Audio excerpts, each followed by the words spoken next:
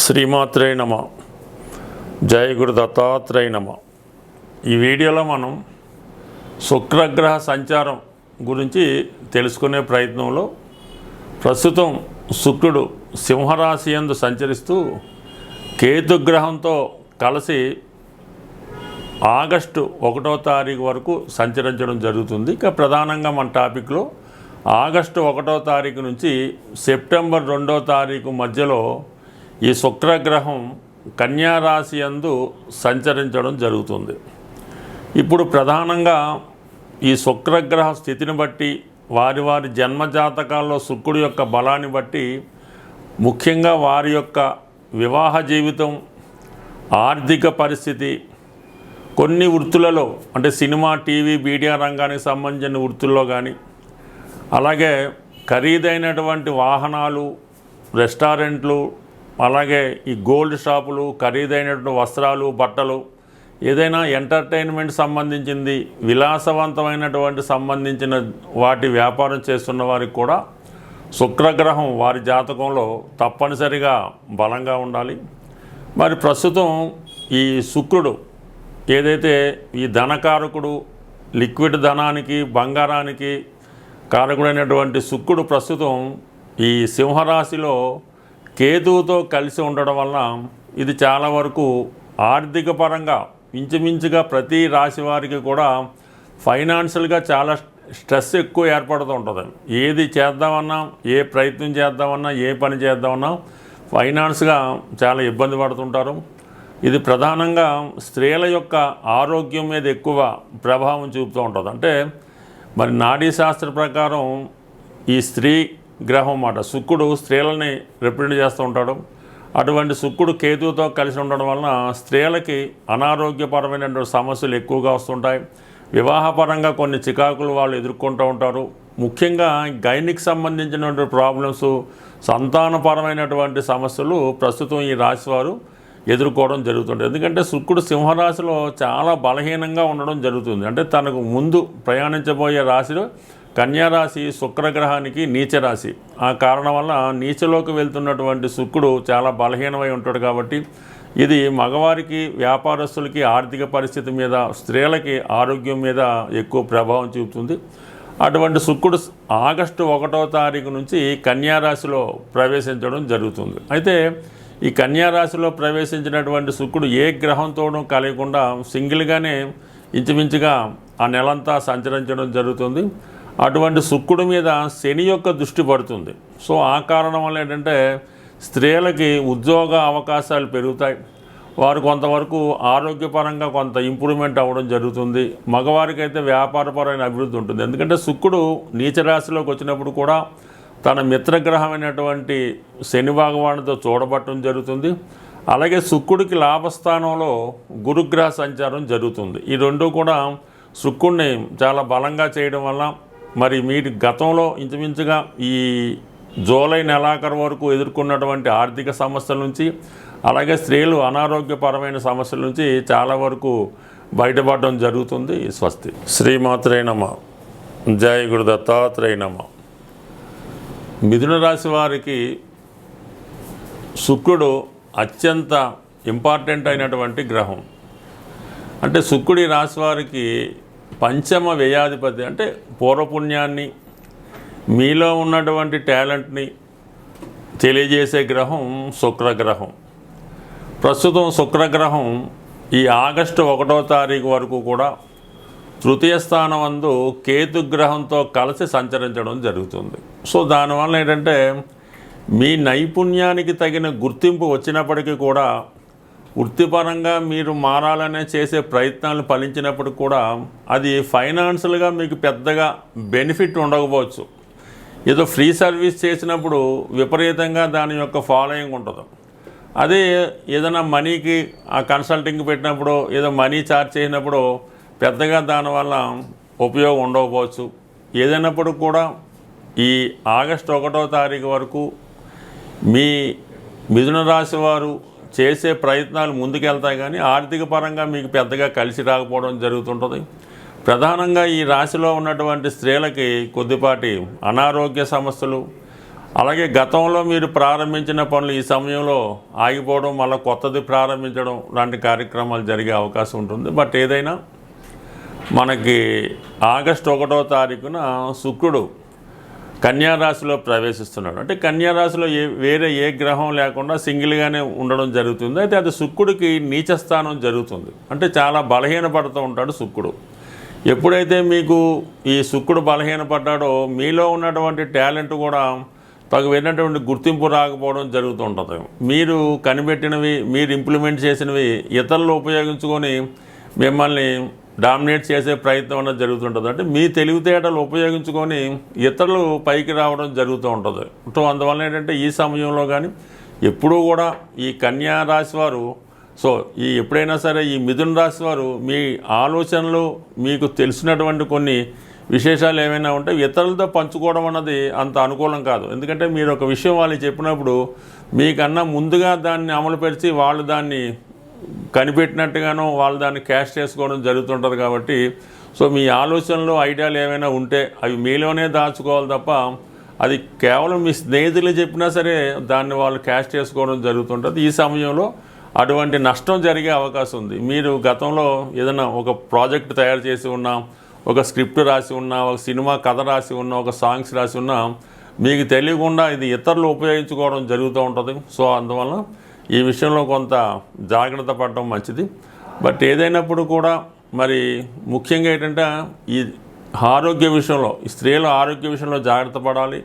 తల్లిగారితో విభేదాలు రాకుండా చూసుకోవాలి. ఎవరికైనా సరే స్త్రీలతో కూడా ఈ సమయంలో కొంత క్లాషెస్ రావడం, విభేదాలు రావడం, అపార్థాలు చేసుకోవడం జరిగే అవకాశం ఉంది. కాబట్టి బట్ ఏదైనా ఈ రాశిలో ఉన్నటువంటి మగవారు మాత్రం స్త్రీల విషయంలో చాలా జాగ్రత్తగా వ్యవహరించవలసి ఉంటుంది. ఏమాత్రం చిన్న పొరపాటు జరిగినా అది పెద్దగా మిమ్మల్ని క్రియేట్ చేసి మిమ్మల్ని అందులో ఇరికించే ప్రయత్నం అనేది జరుగుతూ ఉంటుంది. అలాగే మీరు ఏదైనా ఒక వీడియో కాల్స్ మాట్లాడినప్పుడు, ఏదన్నా ఒక మెసేజ్ చేసినప్పుడు, అలాగే కొలీగ్స్తో ఏదన్నా మాట్లాడినప్పుడు చాలా జాగ్రత్త వహించడం మంచిది. ఏదో విధంగా మిమ్మల్ని ఇబ్బంది పెట్టే ప్రయత్నంలో చాలామంది ఈ సమయంలో ప్రయత్నం చేస్తుంటారు. అంటే మీ ఎదుగుదలని చూడలేక కొంతమంది ఇబ్బంది పెడుతూ ఉంటారు. అందువల్ల చాలా వరకు మీరు కొంత ఈ సమయంలో జాగ్రత్తగా వ్యవహరించడం మంచిది. ఇక ప్రధానంగా ఏంటంటే మీకు ఈ సెప్టెంబర్ 2వ తారీఖున ప్రధానంగా ఈ శుక్రుడు 5వ స్థానమైనటువంటి స్వక్షేత్రంలోకి వెళ్ళడం జరుగుతుంది. అప్పుడు శుక్రుడు ఎప్పుడైతే స్వక్షేత్రంకి వచ్చాడో సెప్టెంబర్ 2 తర్వాత మీరు వివాహం కొరకు ఎదురు చూస్తున్న వారైతే వివాహ ప్రయత్నం కంపల్సరీగా చేసుకోవచ్చు. మీ నిర్ణయాలు చాలా పర్ఫెక్ట్గా ఉంటాయి. మీ ఆలోచనలకు తగిన గుర్తింపు రావడం జరుగుతూ ఉంటుంది. మీరు ఒక సినిమా రంగంలో ఉన్నా, టీవీ రంగంలో ఉన్నా, మీడియా రంగంలో ఉన్నా, ప్రధానంగా మీరు కొత్తగా ఏదైనా ఒక ప్రాజెక్టు ప్రారంభించాలన్నా కూడా సెప్టెంబర్ 2వ తారీఖు తర్వాత మాత్రమే ప్రారంభించడం మంచిది. ఈలోగా మీరు ఏ ప్రయత్నం చేసినా ప్రయత్నం జరుగుతుంది, కానీ దానికి ఆర్థికపరమైనటువంటి స్ట్రగుల్ చాలా వరకు ఇబ్బంది పడే అవకాశం ఉంది. అంటే ప్రధానంగా శుక్రుడు 4వ స్థానంలో ఆగస్టు 1 నుంచి సెప్టెంబర్ 2 వరకు నీచపడినప్పుడు కూడా మిత్రుడైనటువంటి శని భగవానుడు చూడటం వల్ల కొంతవరకు లాభపడుతుంది. అలాగే ఏంటంటే 11వ స్థానంలో గురుగ్రహం వల్ల కూడా కొంత లాభపడినప్పటికీ కూడా ఈ ప్రయోజనాలు మరింత గొప్పగా రావాలంటే మాత్రం మీరు అప్పటి వరకు ప్రాజెక్ట్ వర్క్ లాగా లోన్ వరకు పేపర్ వర్క్ చేసుకోవాలి తప్ప సెప్టెంబర్ 2 తర్వాత మాత్రమే దీన్ని అమలు చేయడం వల్ల అటు అందరికీ కూడా ఉన్నత విద్య కొరకు విదేశం వెళ్తున్న వాళ్ళకి, కొత్తగా ఏదైనా ప్రాజెక్టు ప్రారంభించాలనుకున్న వాళ్ళకి, లేదంటే ఏదైనా ఈ మీడియా సినిమా రంగంలో మీరు ఏదైనా కొత్తగా స్టార్ట్ చేయాలన్నా కూడా సెప్టెంబర్ 2 వరకు మీరు వెయిట్ చేయండి. దాని తర్వాత 100% మీ యొక్క ప్రయత్నానికి తగిన గుర్తింపు రావడం జరుగుతుంది. స్వస్తి. శ్రీమాత్రే నమః. పరిహారాలు మనం ప్రతి గ్రహానికి కూడా తగు విధమైనటువంటి పరిహారం అన్నది శాస్త్రంలో చెప్పబడడం జరిగింది. ఏదైనా ఒక రాశి వారికి అనుకూలమైనటువంటి గ్రహాలు అంటే కొందరికి మిత్రులు అవుతుంటారు, కొందరికి శత్రులు అవుతుంటారు. శత్రుగ్రహాలకి ఎప్పుడూ కూడా మనం ఈ డొనేషన్ ద్వారా, అంటే దానం ద్వారా దాన్ని రెక్టిఫై చేసుకోవచ్చు. ప్రధానంగా ఈ శుక్రుడు జాతకంలో బలహీనంగా ఉంటే చాలా ఇబ్బందులు పెడుతూ ఉంటాడు. స్త్రీల వల్ల, రోగాల వల్ల ఆర్థిక పరంగా ఇబ్బంది ఉంటుంది. శుక్రుడిని ప్రసన్నం చేసుకోవాలంటే ప్రధానంగా శుక్రవారం రోజు నియమంగా ఉండవలసి ఉంటుంది. అంటే చక్కగా తలస్నానం చేసి శుభ్రమైన వస్త్రాలు ధరించి ఆ రోజు ఏ విధంగా కూడా ధనాన్ని ఖర్చు పెట్టకూడదు. అంటే మన ఇంటి నుంచి ధనం బయటికి వెళ్ళకూడదు, బంగారాన్ని బయటికి పంపకూడదు. అలాగే స్త్రీలు ఎవరైనా ఉంటే వాళ్ళు పుట్టింటికి పంపడం కానీ అత్తోరింటికి, అంటే మొత్తం మీద మన స్త్రీలు అంటే మన కుటుంబ సభ్యుల్ని ఇతరుల ఇళ్ళకి అది పంపించడం శుక్రవారం చేయకూడదు. అంటే అది పని మీద అవచ్చు, చుట్టాల నుంచి కావచ్చు. ఈ విధంగా ధనాన్ని బయటికి పంపకుండా జాగ్రత్త పడవలసి ఉంటుంది. శుక్రవారం రోజు అమ్మవారి ఆలయంలో, లక్ష్మీ అమ్మవారి ఆలయంలో తామర పువ్వులు అంటారు, అంటే కలవ పువ్వులు అని కూడా అంటారు. వాటితో ఒక హారంగా తయారు చేసి అమ్మవారికి పెద్ద విగ్రహం అయితే ఈ కలవ పువ్వులతో అర్పించడం. వీలైతే ఆ రోజు అంటే లక్ష్మీ గణపతి హోమం చేసుకుంటూ అందులో ఈ కలవ పువ్వుల్ని ఉపయోగించి హోమం చేయడం వల్ల, అంటే ప్రతి శుక్రవారం ఈ విధంగా అక్కర్లేదు. మీకు శుక్రదశ జరుగుతున్నా, శుక్రుడు బలహీనంగా ఉన్నా, వివాహం ఆలస్యం అవుతున్నా, స్త్రీలతో విరోధం అవుతున్నా, అక్క చెల్లెలతో విభేదాలు ఉన్నా కూడా ఏదో ఒక రోజు అంటే మీకు తారాబలం చూసుకొని ఒక మంచి రోజు మీకు అనుకూలంగా ఏదో సాధంతారో క్షేమతారో రోజు ఈ లక్ష్మీ గణపతి హోమం చేసుకోవాల్సి ఉంటుంది. దొరికితే 108 తామర పూలు లేదా కలవ పూలు, లేని పక్షంలో తామర గింజలు, ఇప్పుడు అవి అన్ని పూజా స్టోర్లో తామర గింజలు దొరుకుతున్నాయి. 108 తామర గింజలు హోమంలో సమర్పించడం, ఈ చేయడం వల్ల అనుకూలత ఏర్పడుతుంది.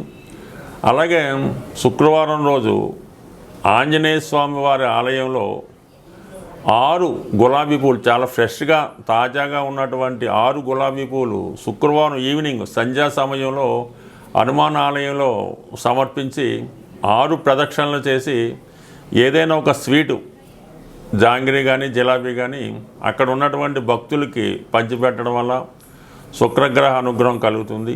ఇక ప్రధానంగా వెరీ సింపుల్ రెమెడీ ఏంటంటే, చిన్నపిల్లలు అంటే 8వ సంవత్సరం లోపు ఉన్న పిల్లలు, చిన్నపిల్లలు ఎవరైతే ఇంకా పూర్తిగా ఊహ రాకుండా ఉన్నటువంటి అమ్మాయిలు, ఆడపిల్లలకి మీ చుట్టుపక్కల పిల్లలన్నా మీ కుటుంబ సభ్యుల్లో పిల్లలైనా వాళ్ళకి ఈ శుక్రవారం రోజు వీలైతే వారంతో నిమిత్తం లేదు, వాళ్ళకి ఇష్టమైనటువంటి స్వీట్స్ వాళ్ళకి పంచిపెట్టడం వల్ల కంప్లీట్గా మీకు మంచి శుక్రగ్రహం పెరుగుతుంది.